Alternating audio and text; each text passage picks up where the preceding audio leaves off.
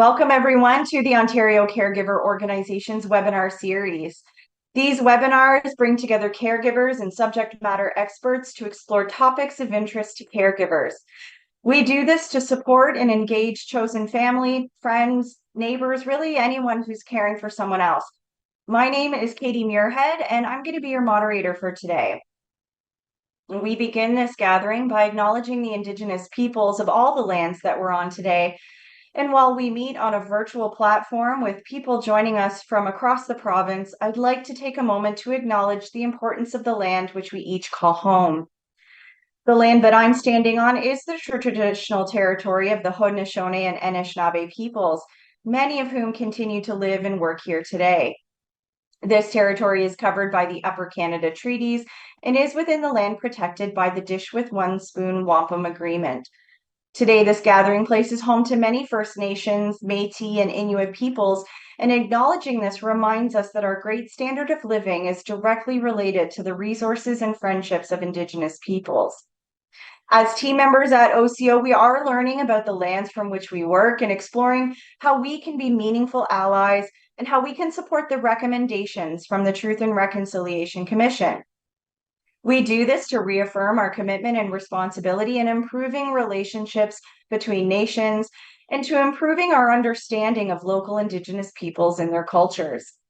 We invite you to take a moment to reflect on the land where you are.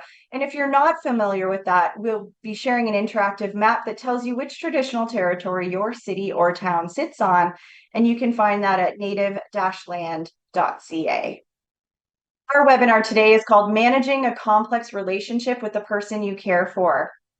Caring for another person can be challenging, particularly when the relationship is complex or strained. You may be experiencing mixed feelings about the situation and how to best accept the caregiving role. And today we have Jane Vaught joining us. Jane is a registered social worker with over 30 years of experience working with individuals and families, first at a community services agency, then as a home care social worker, and currently as a caregiver program manager for SE Health. And Jane is also a caregiver coach for OCO. So I want to welcome Jane, and I'm going to pass it on to you. Thank you, Katie. I'm really stoked about being here today. I'm really pleased to have this opportunity to talk about something I'm actually pretty passionate about, complex caring relationships and how to manage them. Okay, so let me just quickly go through some of the learning outcomes for today. Hopefully you'll learn some kind of strategies for acceptance and some compassion, the value of setting boundaries and taking breaks, which is really kind of the essence of it, I'd say. Finding meaning for yourself when you find yourself being a caregiver in a complex relationship, and then kind of also addressing like when and where you would seek help, what kind of help would you seek to be able to manage this relationship. So that's the plan for today. So my alternate title for this is Coming Out of the Shadows. All right, bringing something light that I think just doesn't get a lot of attention. So what makes for a complex caring relationship? Now, there's a number of different things, like let me say that at the outfront.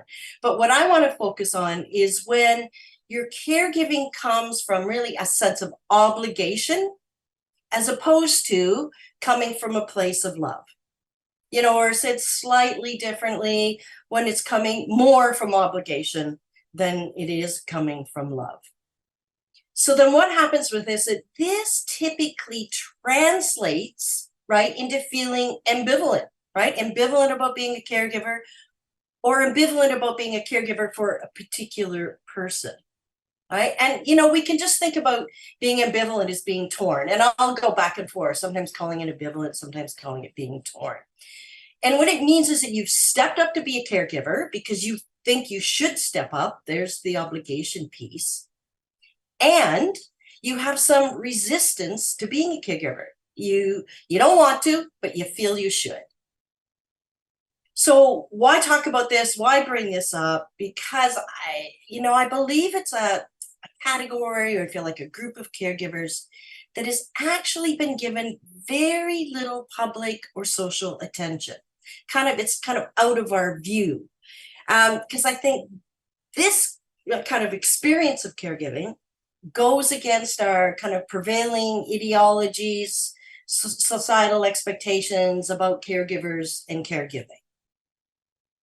And then, of course, what follows that is, why does that matter, right? It matters, I think, because these caregivers obviously need support, information, education, strategies, tools, and visibility, you know, as much as the caregivers who are motivated or primarily motivated by love. And I actually think we need a more balanced perspective in our public narratives, which is kind of why I'm excited that OCO was willing to let me kind of talk about this, right? Now, a caregiver that I have, you know, have worked with, and who gave me permission to share this, has really captured this with her own poignant words. As a caregiver to my mom with dementia, I've noticed a plethora of social and personal messaging around the good daughter and the language of helping your loved one. But what happens when the person you're responsible for is not a relationship of love, but of difficulty and estrangement, and thus now of obligation? Now, really, like in less than 50 words, this is exactly what I'm talking about, right? Now, kind of before I proceed, though, I should probably also mention, and just in case people are expecting this, that there are many different reasons for ambivalence, right, or being torn. It can be the nature of the illness and disease, for example, and its trajectory, or it can be, you know, competing responsibilities in your life. So it's not the only reason you may be ambivalent as a caregiver, but it is obviously the one that I'm going to be focusing on today. So exploring this kind of this prior relationship. Now, you know, I don't want to spend too much time on this, but I do want us to understand the context for this ambivalence. You know, and this, it could be a range of different factors. The ones that I've come across most commonly are, there could be a toxic family history, say, for the example, abuse, neglect.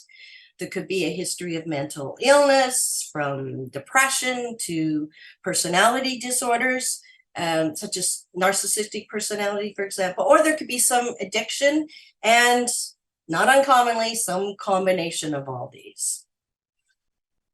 So when there is this kind of complex history with kind of one of these things going on, right?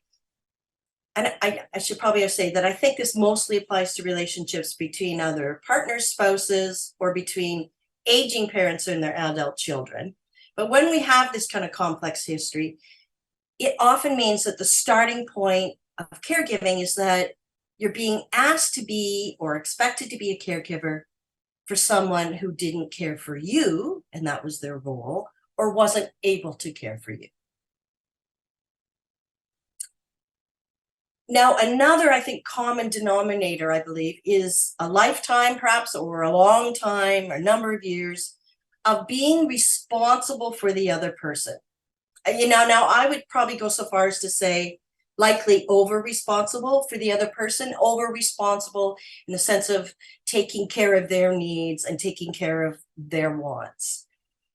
And now it's come up again, right? Now, this is kind of important to understand, because then it makes things like setting boundaries, taking care of yourself, self-care, the things that I'm going to be talking about, it makes them particularly challenging. And often that is a challenge that actually even predates the caregiving relationship.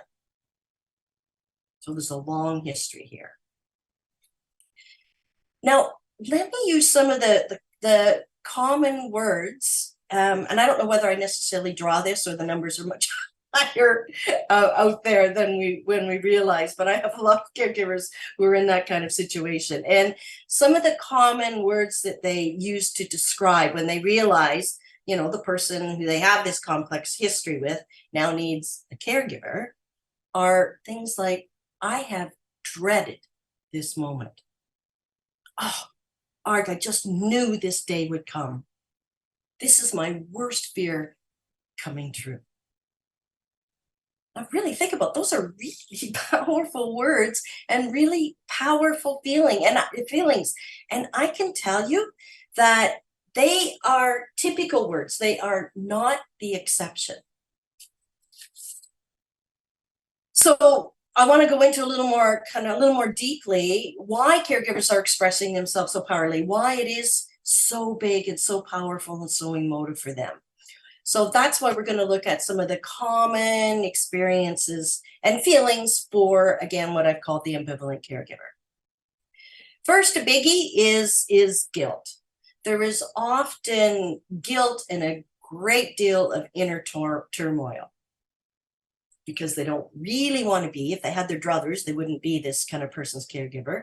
But there's a societal expectation that they should be, right? The shoulds come in here. I should want to do this. And what can accompany this, and often does, right, is for caregivers feeling that they're kind of inadequate. I'm inadequate as a daughter, maybe as a son, as a partner, as a husband, as a wife, spouse, sibling, right? That they're feeling like, what's wrong with me that I really don't want to do this? Or am I, or even more globally, am I just a terrible person? I feel like it's kind of probably a little bit, I mean, I may repeat this because I just feel like it's so important that in society, we have a powerful belief in our society that one is expected to care for, say, a family member by default, right? If and when they get sick or get old and are declining, need care. So it really does put us in a quandary if we really don't want to or are doing it out of obligation. Now, another common feeling is resentment, right? You simply resent having to take care of the person, right? And of course, what we know kind of comes with resentment is often impatience, frustration, and anger. And again, when I'm thinking of some of the caregivers' words, like, here we go again. I'm supposed to step up and take care of them. They were never there for me, and now I have to do this, right? These feelings can be really, as I said, really very intense, and can go so far as feeling dread. That word I've actually heard from more than one caregiver. I dread having to take care of them, right? And of course, if you're going into your caregiving having a feeling of dread, which is kind of more than just a little bit of resistance, right? That in itself can fuel some like conflict and tension in the relationship, which of course is adding some additional stress, right? So much of the literature out there, so many of the podcasts, the articles, etc., they are inspiring stories about doing all you can as a caregiver, right? Of doing what you can to be a better caregiver, right? And so the ambivalent caregiver is left out of those narratives, which again feeds these feelings of guilt and personal inadequacy because it's not being talked about, right? And so caregivers, in my experience, often feel personally inadequate instead of realizing that these are actually natural and normal responses given the history or given the prior relationship. And then, of course, what we also have here is the isolation, right? Because of these societal expectations and the narratives that are out there, caring for your loved one, right? Caregivers in this kind of situation often feel kind of like they need to hide more or are less likely to even engage in ones that can provide tips and strategies because they're not really speaking to their experience, right? Now, and of course, down here, that you're going to have a high risk of burnout. And I would say probably a pretty high risk of depression and burnout as well. So not to go down any further down this road, I don't want us to stay in this place of kind of like it's all bad news and despair.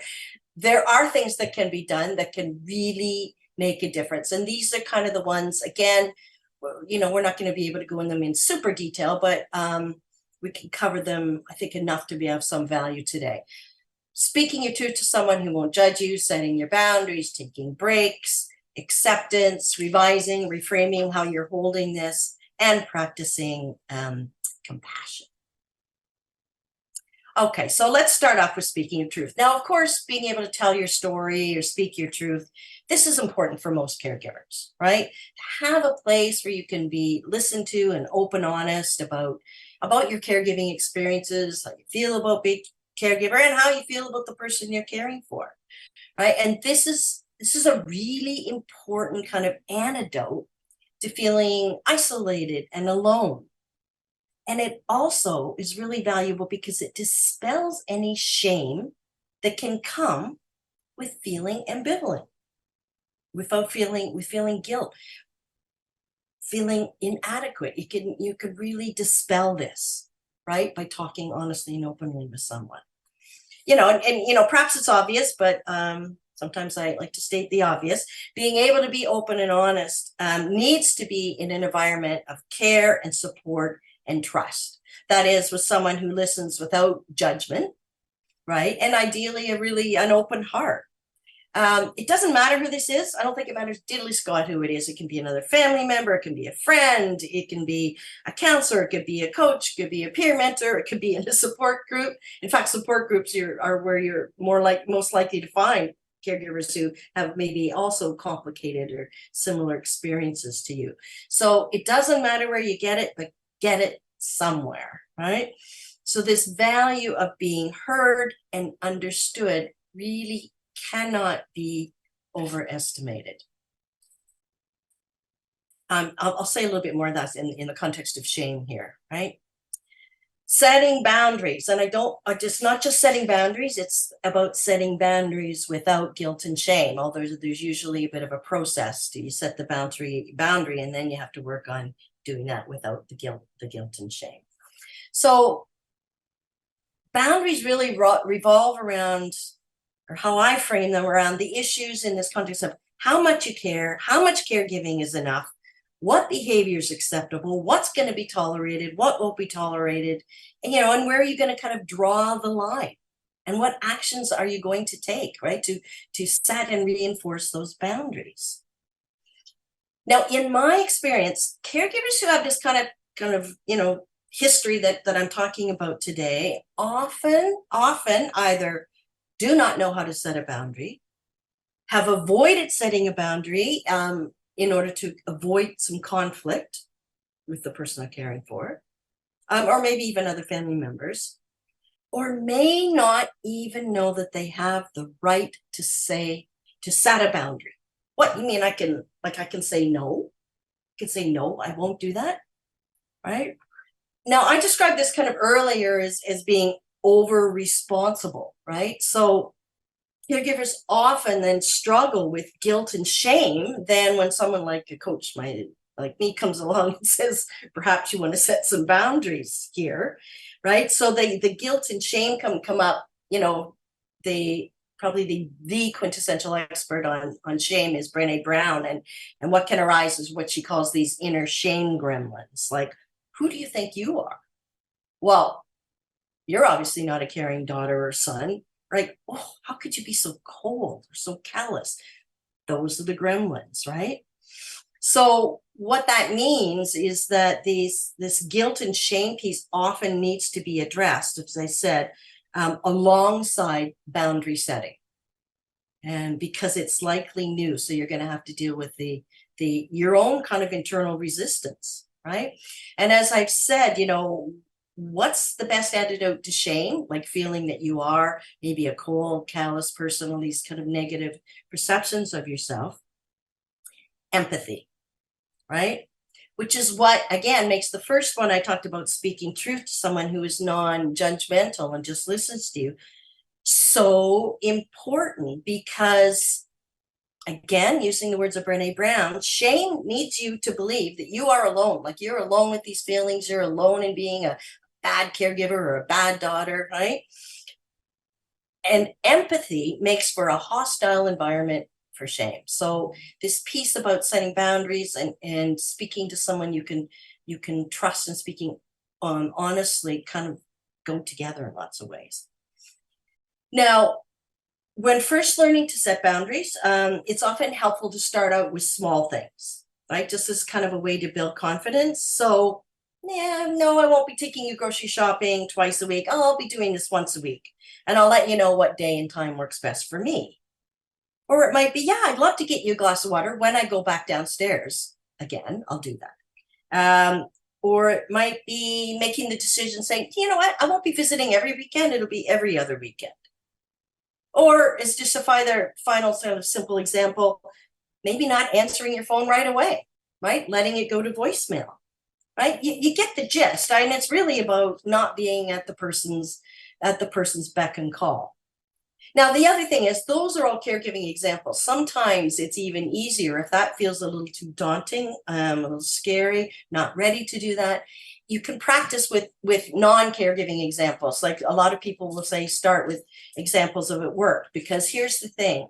If you're struggling with boundaries with the person you care for, chances are, it's my experience that I see, you have maybe an issue with boundaries in other facets of your life as well. So sometimes it's easier to kind of start with those less emotionally loaded ones than the biggies, right? Than the biggie here, caregiving.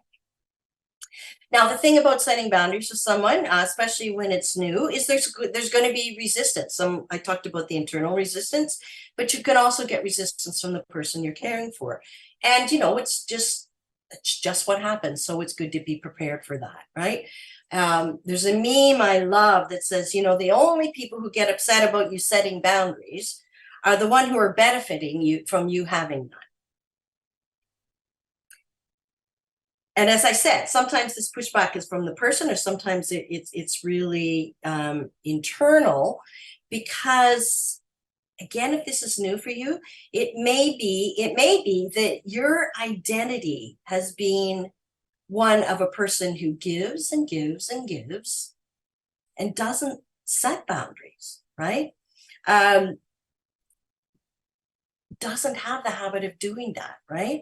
So that you can have that your own kind of identity, which you're really shifting, right? So you'll get that internal resistance, right?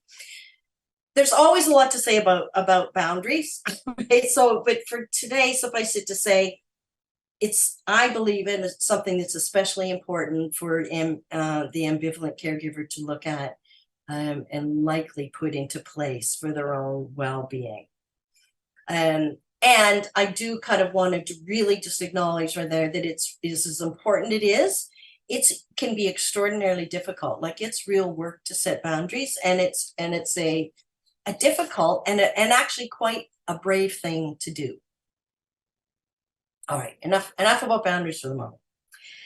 Taking a break. While this is kind of obviously seems probably pretty straightforward, I actually just read a study this week that said taking breaks brings physical and cognitive benefits. And you know what? Caregiving is work, and so it includes caregiving. So there are a lot of benefits to taking a break. And there are really creative ways to do this, and it's the taking the break is a way to kind of interrupt, say, the dynamic between you and the person you're caring for, gives you an opportunity to maybe reset, maybe even do like a 1 minute stress reduction or a breathing exercise, right? To get grounded. Right? You can do a lot in 1 minute. Now, I was actually discussing this with the other caregiver coaches at OCO, and I thought they had more clients than themselves had just more creative ideas about how to take a break than I had. So it was really a beneficial conversation. So one of the ones was saying that a caregiver, one of her favorite ways to take a break was in her car, in the vehicle. And it actually redefined her car as her escape room. I just love that, right? So then what you could do is say, well, I need to go to the car to get something. And you know what? Just takes you a long time to get that something. And so then when you're in the car, you might call a friend, you might listen to music, you might do a breathing exercise, you might have a cry, whatever. You kind of create a break for yourself. Other ways, again, these are all everyday tasks we often do that you just build in to essentially buy yourself some time. You go to the washroom and you know what? You're in there a long time. So what, right? Again, there was a caregiver who described the washroom as her happy place. Right? There you go. The one place she could have some solace and not be interrupted.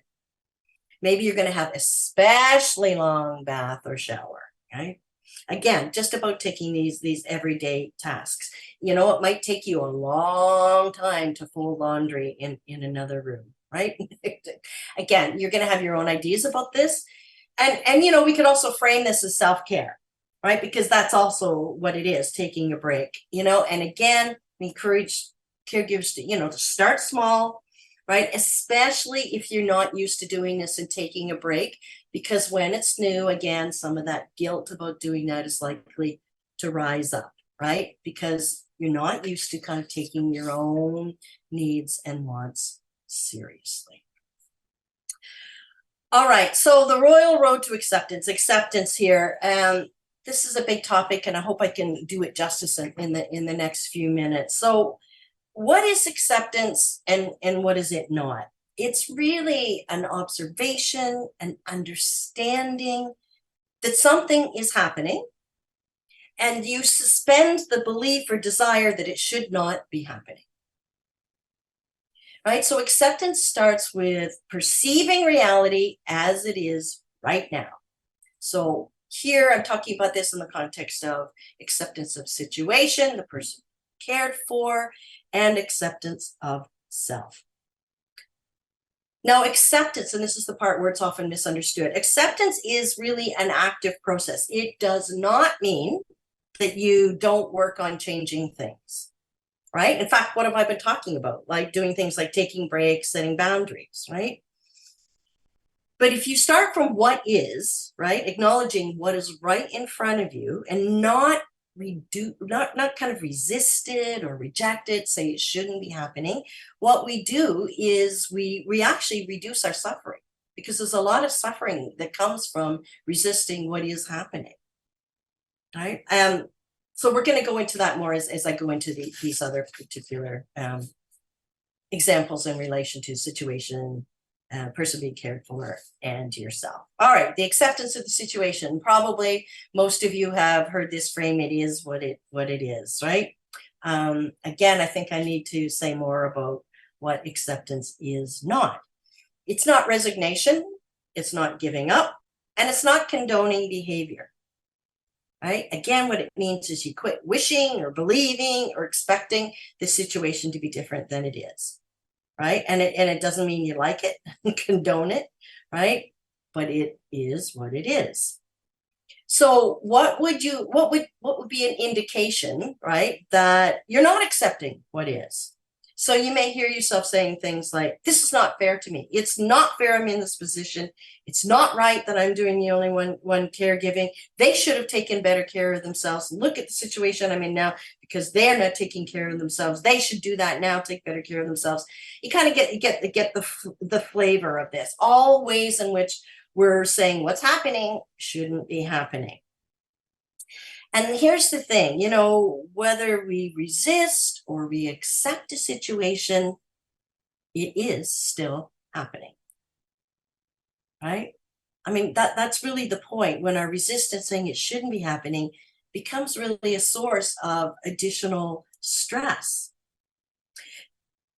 Also, and this is kind of maybe even the more important point here, is that when we are resisting that, we become less likely to be a clear problem solver, right? If we're focused on saying what the situation shouldn't be, we can't get clear and see forward to develop like a plan to adjust or manage what is. Right? So acceptance actually allows you to recognize, face the actual problem situation, and denying that reality kind of robs you or prevents you from finding some solutions that work. All right, acceptance, just checking the time here. Okay, moving along. Acceptance of the person you're caring for. Now, this one might seem like a particularly tall order, given what I've been talking about that you're bringing into this relationship. Again, this doesn't equate with condoning or accepting certain behaviors or even forgiving necessarily. I'll say more about forgiveness in a moment. It is, however, a recognition that they are who they are. So it might be more like an acceptance of their flaws and letting go of expectations that they should be different than they are. I've heard one caregiver put it this way, for example: they're a mean, nasty, ungrateful, blankety blank, but I'm going to quit expecting them to be any different than they are. Right? There's no point in me asking them to say thank you or be grateful because it's just not going to happen. That actually can be a liberating moment for you, right? And again, I really don't want this to be misunderstood. This is not saying you should accept or put up with abusive behavior or behavior that crosses a boundary, one that you've hopefully established. Not at all. It's more like giving up the expectation or hope that they won't behave this way, the ways that are, upsetting and triggering to you. So instead, what you do is you work on a plan on what you're going to do to take care of yourself, protect yourself when a boundary is crossed or not respected. So how does one get to acceptance? That's the one I feel like we just don't have a lot of time to go into a lot of depth to today, but there's just a lot of routes. It might be like gaining a deeper understanding of the person you're caring for, as a person with their own likely complicated history.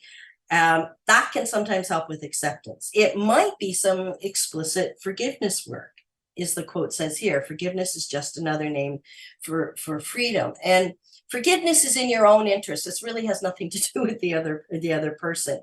And it's an internal process that you can go through that can help you come to terms with a past kind of, I would say, toxic history, and a way to end your suffering, your pain, your anger, resentment, etc. This, as it says here, this is about your freedom. The bottom line is you can't change them. I would go so far as to say, it's not even your business to change them. What your business is yourself, and focusing on what you have the power to change. And again, that's your own actions and reactions. And here I just want to toss up, I know this is everybody probably knows this about the serenity prayer. I actually just think it really captures this beautifully. Grant me the serenity to accept the things I cannot change, the courage to change the things I can, and the wisdom to know the difference. All right, self-acceptance. Self-acceptance is about appreciating the context of the situation and accepting your feelings of ambivalence and all the other feelings that come up, right?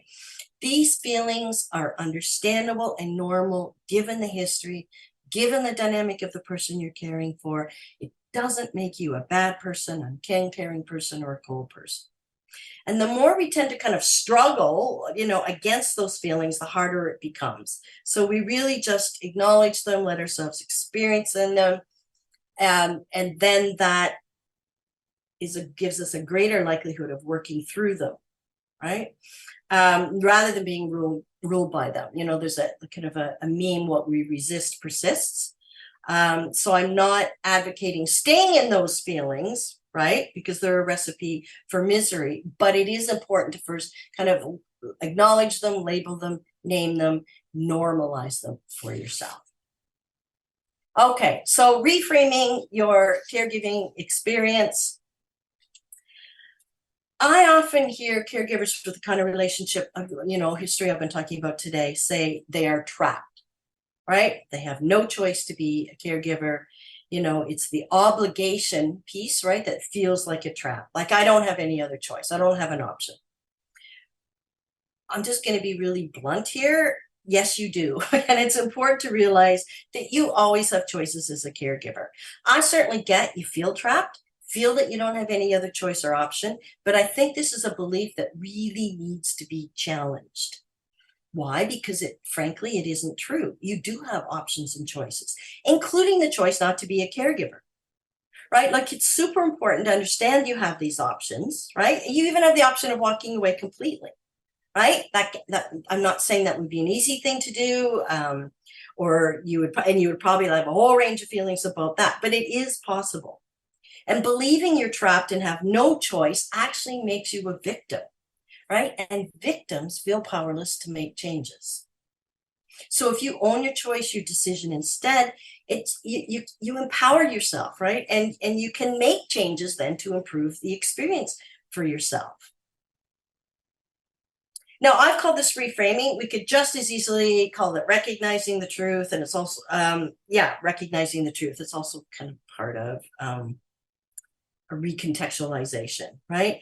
But own that you're choosing to be a caregiver, ambivalence and all. That can help you feel less trapped, locked in, and powerless. All right, our final one is practice self-compassion. Now, self-compassion is related to self-acceptance, accepting yourself and your feelings, which is related to what I was really just talking about. This acceptance without being critical or judgmental. It means giving yourself a break when you do act out of, say, maybe frustration, impatience, anger. It means plugging into your humanness instead of judging yourself. It's human, frankly, sometimes to feel resentment about all the time. And, caregiving takes time and energy. And that's sort of something that most caregivers would actually experience. It isn't about a personal failing, right? It's understandable that you want to break from people and maybe you don't want to see them today, right? That kind of thing, that resistance, again, aspects of it is pretty common for most caregivers. Self-compassion is about noticing those thoughts and feelings and then not beating yourself up about it or creating a whole story about not being a good enough caregiver. All right, you see, you probably noticed I picked up speed a little bit more of the time here. So those are kind of all the kind of tips and strategies that I've used with caregivers who find themselves in this very complex kind of caregiving situation. You may have noticed that I've said very little about improving the caregiver relationship with the person you're caring for.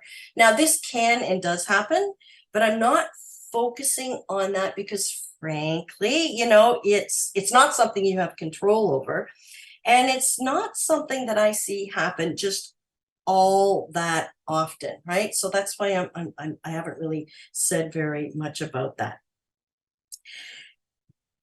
What I do want to talk about is looking at this as an opportunity for growth and healing. It doesn't have to be a punishment, a sentence. It can be an opportunity for your own healing and growth with caregiving and the caregiving relationship presenting itself, right, as the avenue for this growth and healing.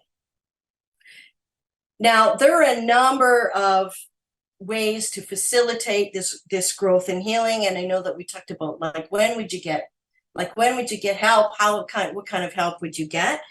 There's really a number of different avenues. For some caregivers, they can get a self-help workbook and work through some aspect about setting boundaries, for example, or doing forgiveness work. For someone else, they may need to go to counseling, or maybe access a coach, or go to a support group, right? Or have a peer mentor. I think that the wisdom is that if your growth and healing requires you looking back, going back to the relationship and what's happened, previous experience, that's a kind of one that is probably best suited for counseling and therapy. And if it's more from, okay, I'm going to deal from this moment forward, that's a good place for coaching.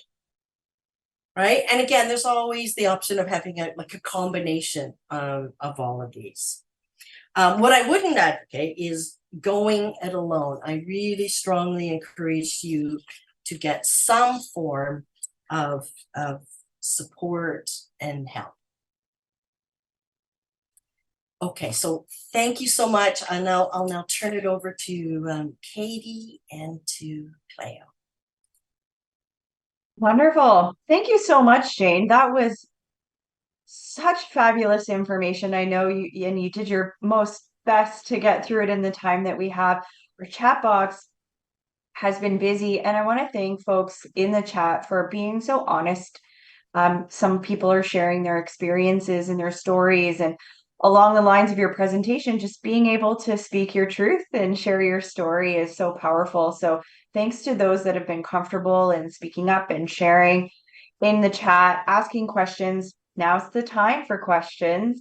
So if you do have thoughts or questions you'd like to share, please put those in the chat box. And we have a few already. And so I'm going to start our conversation. Jane, there was some question around, and early on in the presentation, somebody asked, can you not feel both equally love and obligation?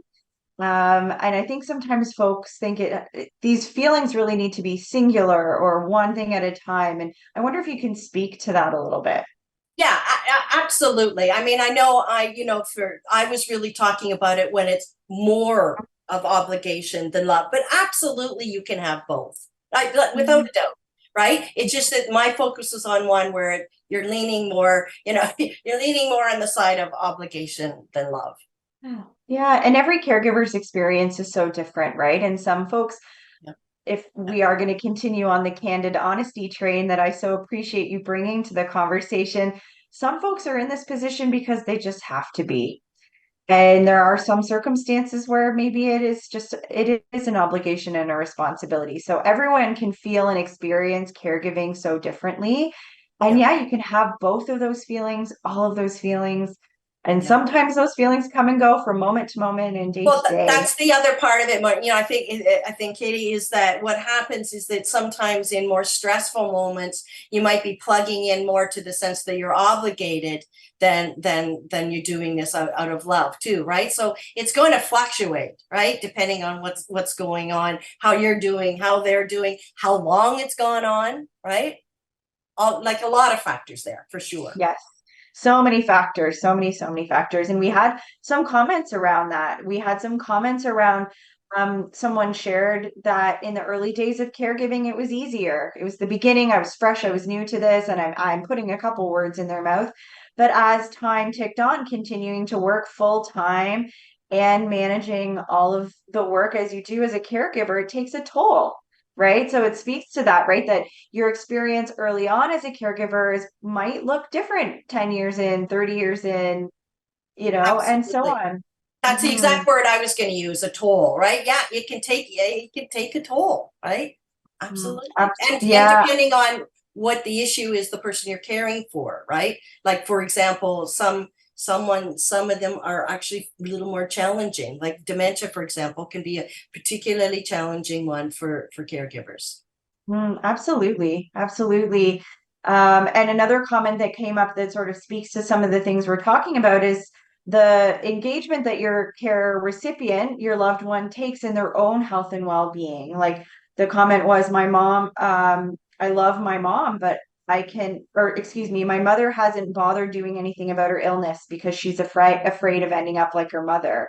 Right. And that really does lean into our role as a caregiver. How does this align? We might feel like we should be responding or doing something about this, but there's autonomy here too, right? There's individual choice, and this all sort of plays into the soup of caregiving. Absolutely. Like I'll hear that a lot as a question. Well, how can I make them do? And it's like, okay, let's stop right there and examine that.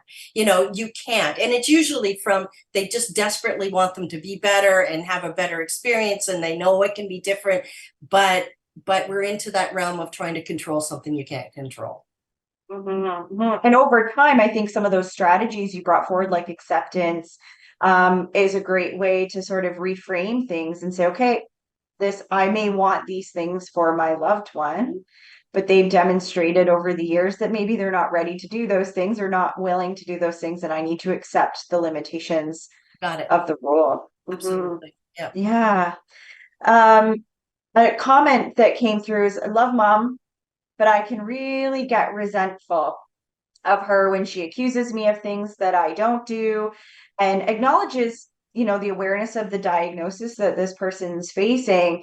But your feelings change, right? When somebody gets like that, and it builds resentment. So how can somebody manage those feelings of resentment that they get when they're dealing with more difficult caregiving Yeah, experiences? yeah, and resentment comes up, I think, for most caregivers to some degree at some point or some moment, right? And it is a really tough one. It's a particularly tough one, I think, when you don't get a lot back from the person you're caring for, because they won't give you the thank you or the gratitude or recognize all you're doing, or they can't, right? Or they're unable to, right? So again, I think part of it is, you can't look for it then. If they can't or won't give it to you, you're looking in the wrong place for it, right? So you have to kind of really be okay with how much you're doing and get really solid about what you're doing is enough and it's good enough. And if you're not solid internally with that, then you need to start talking to other caregivers or talking to someone to get kind of propped up and get that realization that, yeah, you know what? I am really doing everything I can. And it is good enough what I'm doing. But it's hard when you don't get any kind of kudos back from the person you're caring for. It's hard because that often kind of really motivates us to provide more. Oh, they're really grateful. I want to help them and they're thankful about it. When they're not, it's Yeah. yeah. I think that's a really great tip too, in reminding folks of the other caregivers that are out there that can remind you that it's okay to set these boundaries. Sometimes we all know caregiving can feel really isolating Yep. Yep. and feel really lonely sometimes. And when we are not having those regular chats and check-ins with people who get it, who's walked in our shoes, who understand, Yep. sometimes doing that gives you that confidence to allow the acceptance to set more boundaries, to feel like, okay, I'm not a bad person for You got it. saying no to, right? So that's my gentle plug to folks listening in, that peer support and connecting with folks either through caregiver coaching at OCO or peer support programs or just groups that happen in your communities are really great ways to build your confidence around doing some of these strategies. Yep. And Even having a friend who's been through a similar situation, like you can really support each other, like feeling understood, it cannot be underestimated, the value that comes from that. Yeah, what I often say is it may not take away the day-to-day challenges, but it makes an impact on your own mental health and well-being to be able to talk to other people about it and be honest. Yeah, I'm not alone. I'm not alone in this. It's not some personal failing in me, right? Yeah. Yes, absolutely. We had a comment around mom counts on me. I'm the only one she comes to. But I have siblings.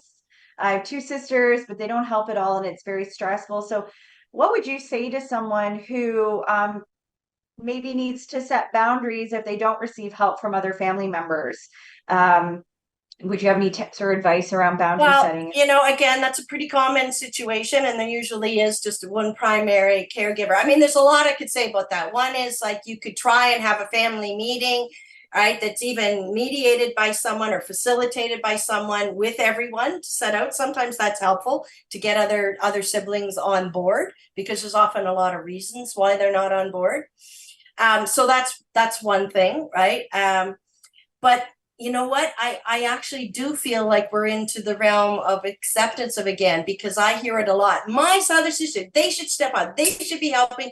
They're not helping. They should be doing this. But you know what? You can say that as long as you want to, but they're still not doing it and they still won't do it. Right. So it's like banging your head against the proverbial brick wall. Like they should be helping.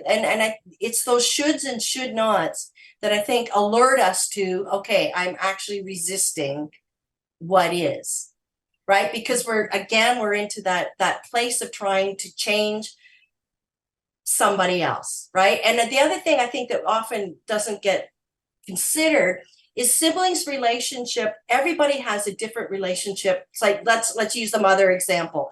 And you've got three sisters, they all have a different relationship with the mother. So one of them might say, again, maybe it's the primary one, I love my mother, I want to help her, I want to do everything. I don't understand why my other sister doesn't seem to even care. There's an example, right? You don't really know the intricacies of the relationship and dynamic between your sister and their mother. And again, I would say that's kind of none of your business as well, frankly, but it's also something you can't change. Right. I don't know if Yeah. that's helpful in response to that issue or not, hopefully. Oh, I think so. I think it's a gentle reminder around the serenity prayer, right? Accept the Yeah. things that we cannot change, right? So there's a lot of really lovely little tips and thoughts and reminders in this presentation Yeah, that there's might memes, right? That you can just like stop yourself, right? It's like, wait a minute. Yeah. So for folks that are listening in, when you get this recording and you get the slides afterwards, you can, maybe write some of those little notes down and put them in places that are more prominent to you as a reminder of some of these bits and pieces. That's a good idea. Things Yeah. to think about, those means to consider.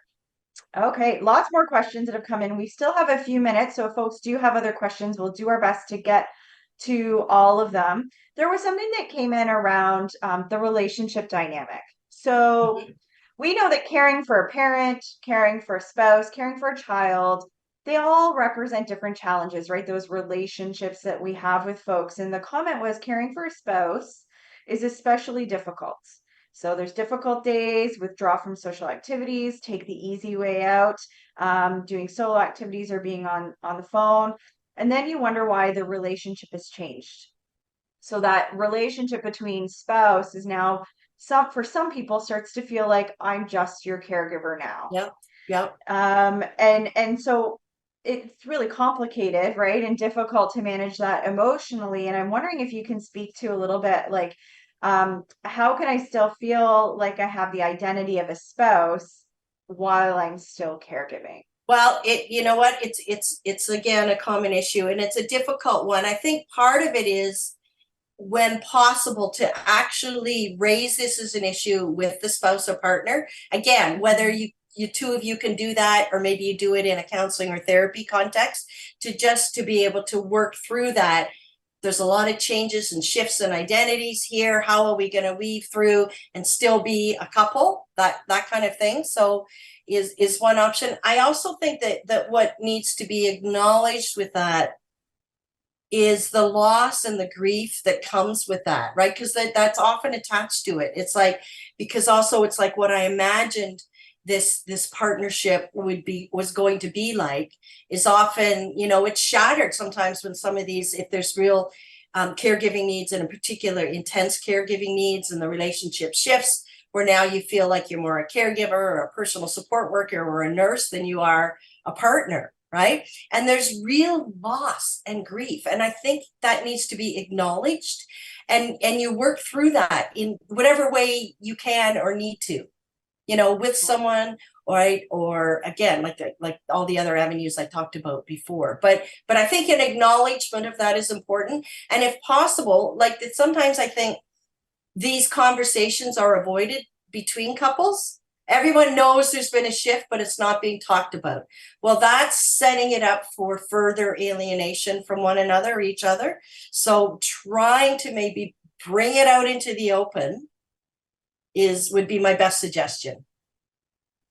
And I thank you for acknowledging the grief, because I think that's also a pervasive feeling for caregivers, with all different caregiving backgrounds and relationship dynamics, but certainly amongst those who, like you said, you had this plan for your life, with your spouse, and that plan changed.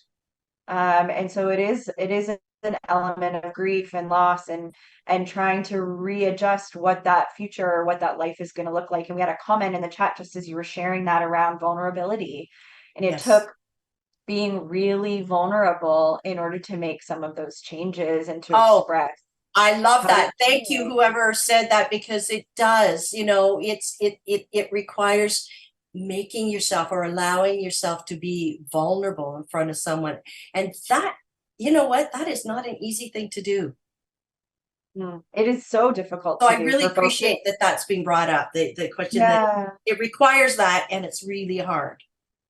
Yes, and this is what I love about our chat boxes through our webinars, especially when we're talking about really emotional and challenging subjects, is there's such a well of support, and suggestions and advice and reflections that come out of our chat. So thank you so much to those that are chiming in and asking questions and making those comments.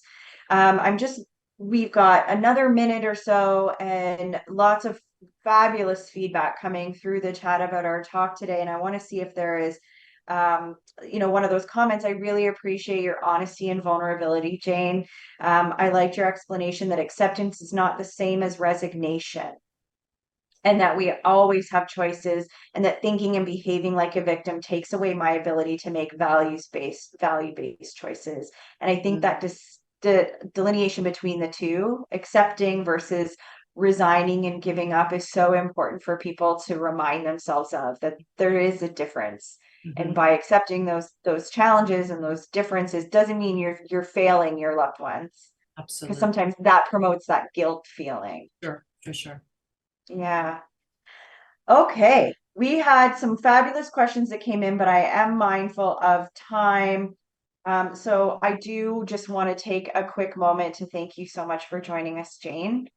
Your wisdom, your experience, your honor, or your honesty and vulnerability were so helpful in thinking about the emotional challenges that we face while caring for others. And again, I want to thank everyone who took the time to join us today and be vulnerable in the chat and share your comments, your questions, and your thoughts. I hope that you found a piece of wisdom to support you in your own caregiving experience. And I want to wish you all the best in the rest of your day. So thanks everyone so much and take good care.